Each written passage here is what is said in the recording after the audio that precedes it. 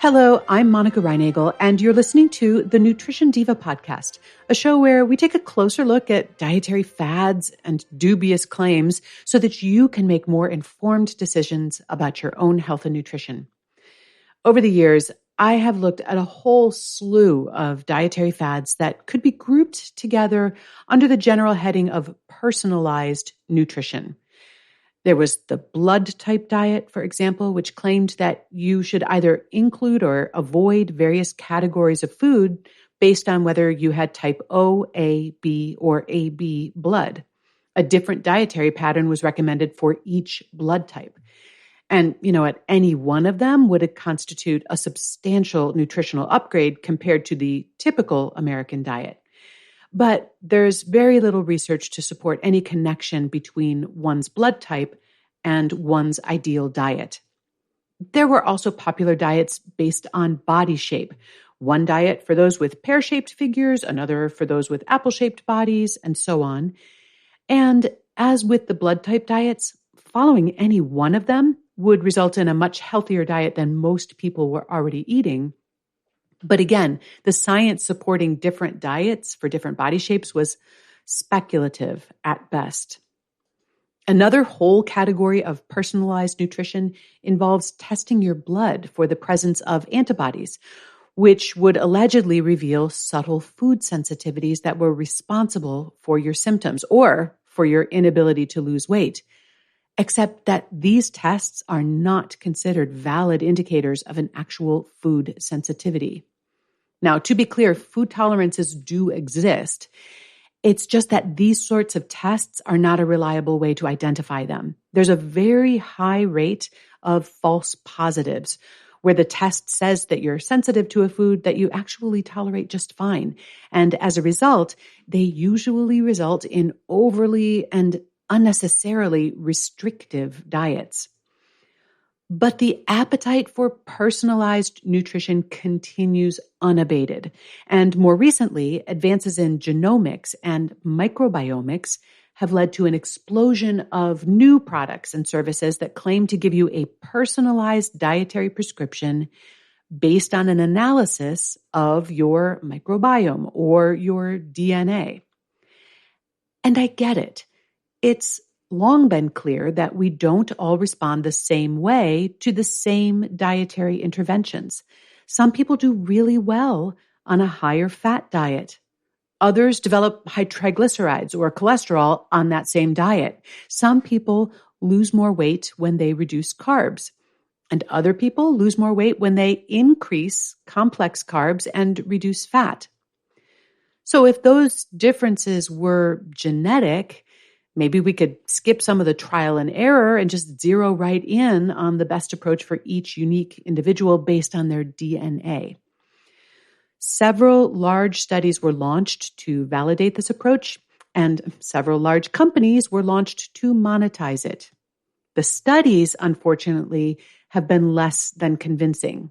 The monetization of DNA-based diets, however, continues apace. And here's the crazy thing. Even though the science does not really support them, these personalized dietary prescriptions may actually improve people's health. Why? Because we believe they will. This summer, researchers from McGill University published the results of a study in which all of the subjects were given a placebo treatment. But some of the subjects were put through fake genetic testing, and then they were told that their placebo treatment had been customized based on their results.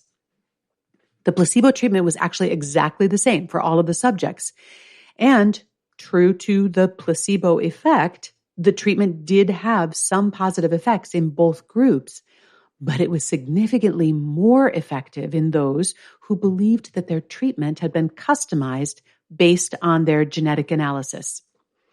And here's one fascinating side note. The researchers found that those who had a stronger desire to be seen as different from others, and they based this on the results of a personality questionnaire, those folks experienced the largest benefits, but only when they were told that the treatment was personalized. Similarly, selling someone a dietary prescription that's based on their genetics may well produce better results than the same dietary prescription offered without that halo of personalization. People may feel more motivated to follow a prescription that's ostensibly tailored to their unique physiology. They may feel better when they're following it because they believe it's personalized. And perhaps that's enough to justify the utility, if not the validity, of personalized dietary advice. Except that knowing does not always result in doing, especially once the novelty wears off. I work with people all the time who know full well that the dietary choices they are making are not supporting their health, and yet they struggle to change them.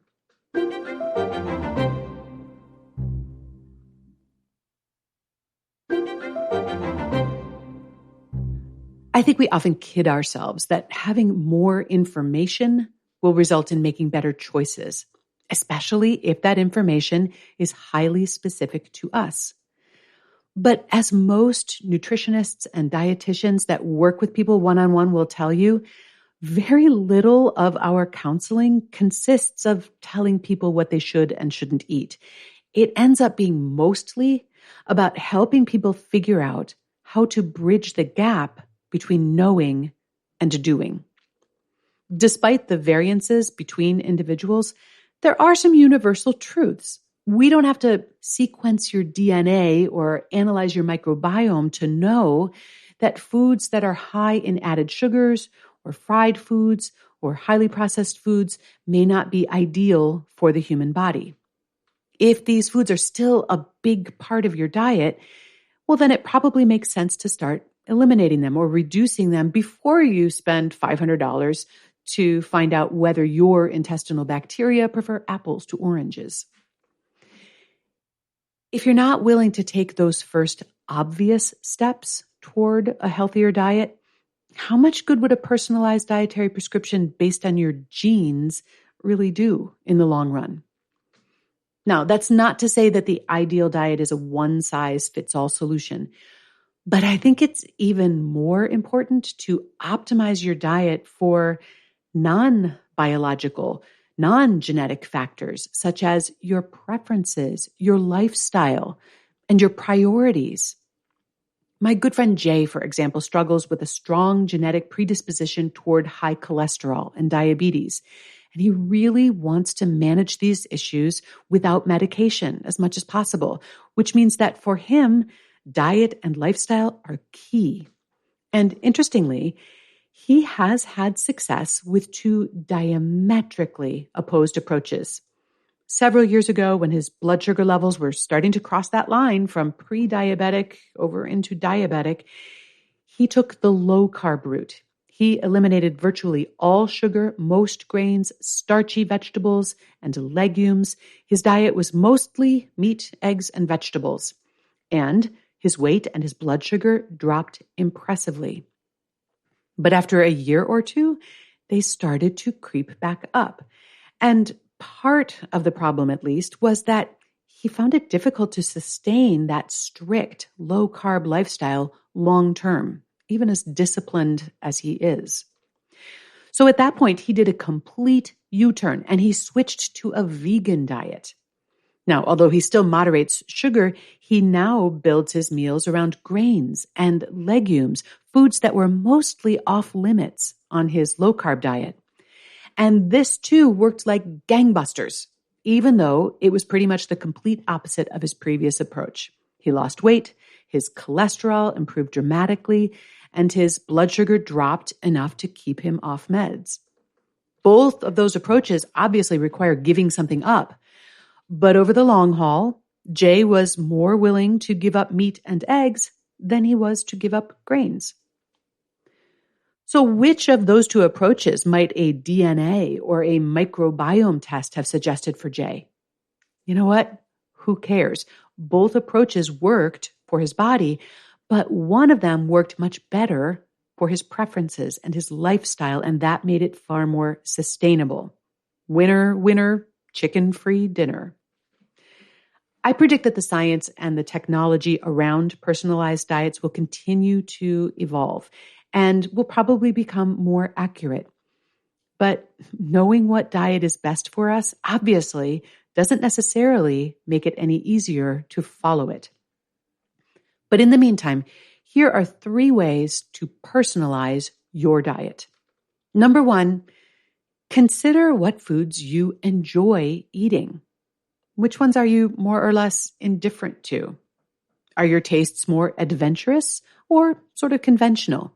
I mean, some people would be happy to go for the rest of their lives without potatoes as long as they could have steak, and others are exactly the opposite.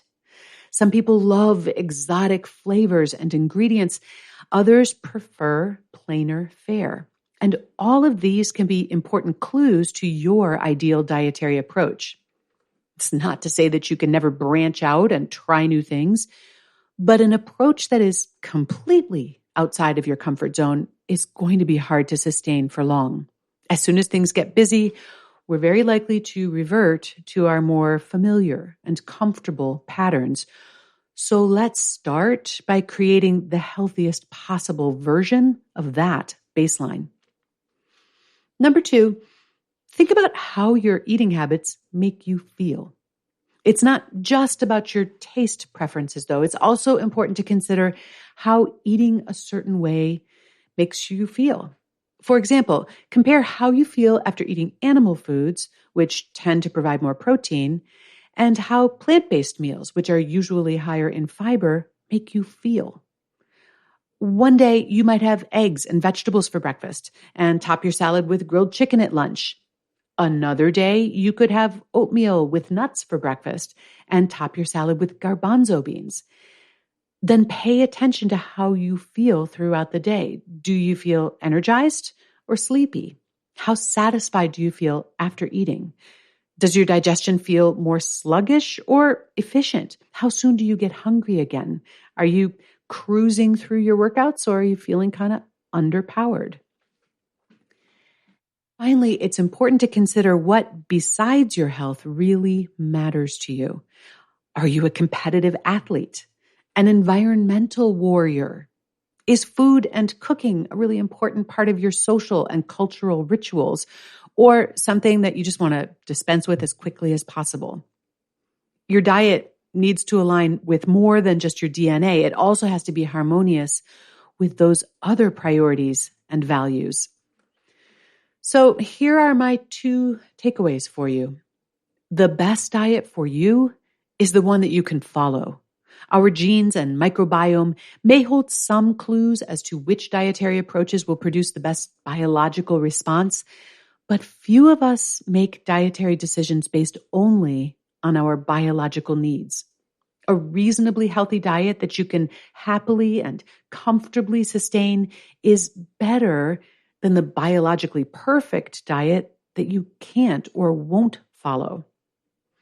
The details don't really matter if the basic foundation is missing. You don't need a microbiome analysis or a DNA test to know that cutting back on added sugars, refined carbohydrates, and other highly processed foods and eating more nutritious whole foods will improve your health.